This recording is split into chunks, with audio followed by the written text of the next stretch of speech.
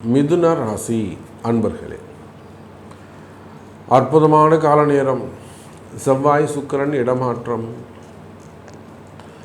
உங்கள் ராசிக்கு 5ஆம் அதிபதியாக வரக்கூடிய சுக்கிரன் 10ஆம் இடம் கர்மஸ்தானத்தில் சனி பகவான் இடத்திலும் உங்கள் ராசிக்கு 8ஆம் அதிபதிகிட்ட போய் சிக்கலில் மாட்டிக்கிட்டார். 5ஆம் அதிபதி 8ஆம் அதிபதி கிட்ட மாட்டவே கூடாது.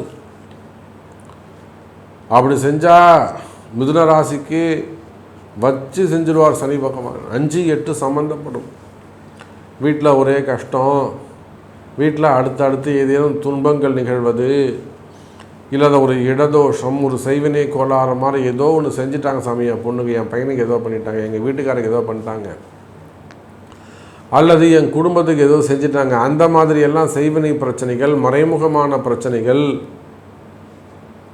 அல்லது உடல்நிலை கோளாறுகள், இதெல்லாம் கடந்த காலங்களில் ஏற்படும். 5ஆம் அதிபதி 8ஆம் அதிபதிகிட்ட போய் மாட்டிக்கிறது.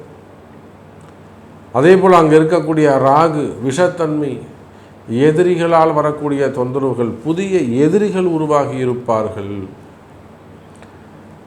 அப்போ நீங்கள் மாட்டும் உங்கள் வேலையை செஞ்சுட்டு இருந்தாலுமே கூட எதிரிகள் உங்களை சும்மா இல்லாமல் அவங்கள டார்ச்சர் பண்ணி தேவையில்லாத ஒரு வீண்பழி அவமானங்கள் இதெல்லாம் ஏற்பட்டு இருக்கும்.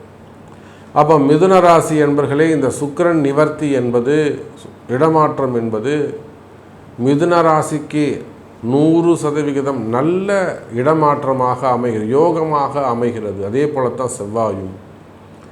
ராசிக்கு லாபஸ்தான அதிபதி 6-11 கூடிய செவ்வாய் சிறப்பான இடத்துல 3ஆம் இடத்துல அமைந்திருக்கிறார். தைரியம் அதிகரிக்கும், எதையும் சமாளிக்கக்கூடிய அந்த தைரியம் உங்களுக்கு கிடைக்கும். முழு விவரங்கள் உள்ளே